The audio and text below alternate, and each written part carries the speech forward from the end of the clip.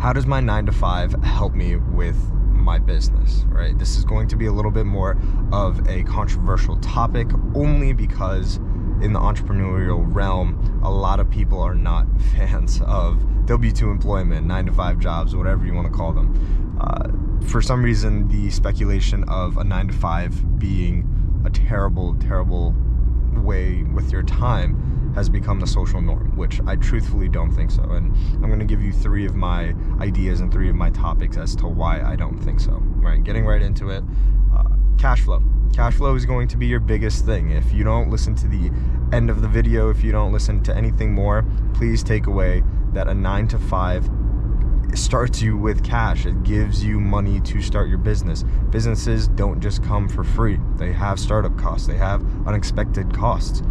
Whether that's you're hiring somebody right off the bat to do your work, or you're doing everything yourself, you need to make an initial investment on whatever product, service, idea that you're making. You need cash for it. You can't just pull it out of your ass, right?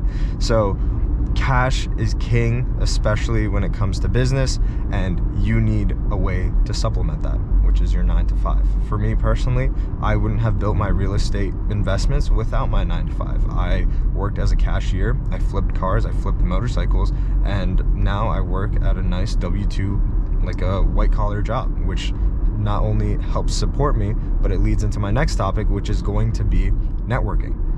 Those jobs that I got in, especially my white collar jobs, they have helped me network. I just blew through this stop sign, but they helped me network with pretty much all of the people that I know now. And I think it stays tried and true.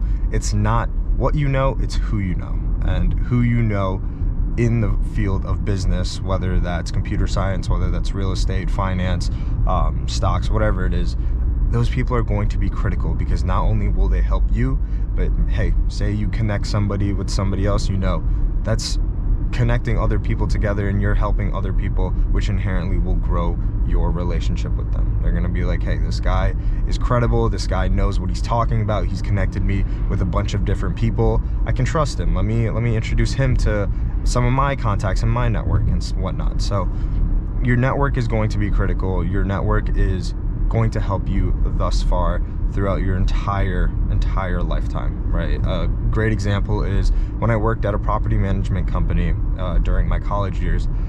That's where I learned everything about real estate. And not only that, but I got my network down, and I had 2 people within the company. One, he was a wholesaler, and he said, hey, I'll get you connected with my connects, and we can land your first property that way. Unfortunately, it didn't go that way because I just couldn't find a deal at the time, but yeah, I got a wholesaler connection from there. And then another one, he was a real estate investor, so he showed me the ins and outs of all of Pennsylvania, and like what not to do, what to do, and pretty much just showed me what was going on in Pennsylvania, how to make my first investment without failing too hard, right?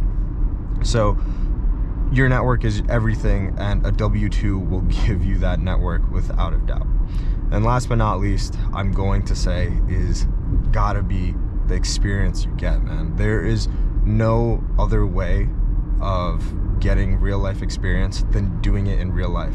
And personally for me, I was very blessed to have a property management job at the time during college. I had gone to a college that introduced co-op program, right? And so pretty much we take about a year off and we do a co-op program or an internship at some sort of job or something along those lines.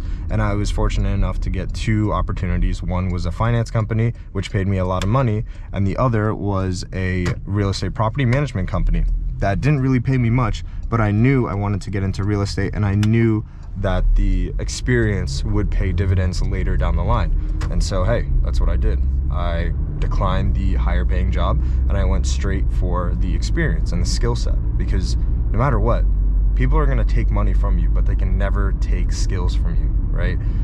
So that was a big blessing in my eyes, and from then on, I learned everything about Pennsylvania real estate, more specifically Philadelphia, because that's where we operated, and that's where I operate currently. But that whole stigma of like a 9 to 5 is wasting your time, it's not going to get you anything, it's not going to get you this, that, blah, blah, blah.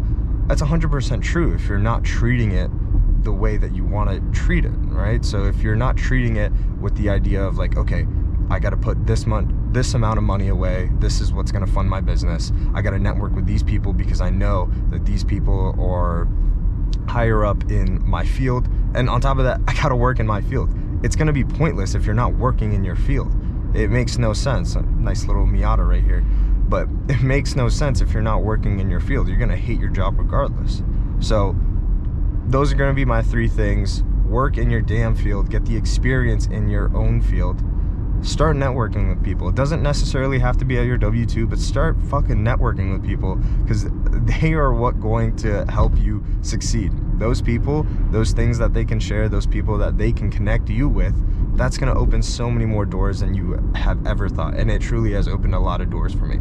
So we have experience in networking, and then cash flow, man. Like, it's, if you got to take away one thing, like I said, cash flow is going to be your biggest thing. You're not going to be able to do anything without money. And I hate to see it, but I didn't want to ask people for money because I didn't want to be in that sort of debt. Thankfully, I got a job. I funded it all myself. I bootstrapped it all myself. And hey, yes, don't get me wrong. You can ask people for money and you can fund it that way. But why would you already want to start off in debt? You know what I mean? Why not just, you have time, put in the hours, get your own money, and just fund it like that. It's so simple. It's so simple.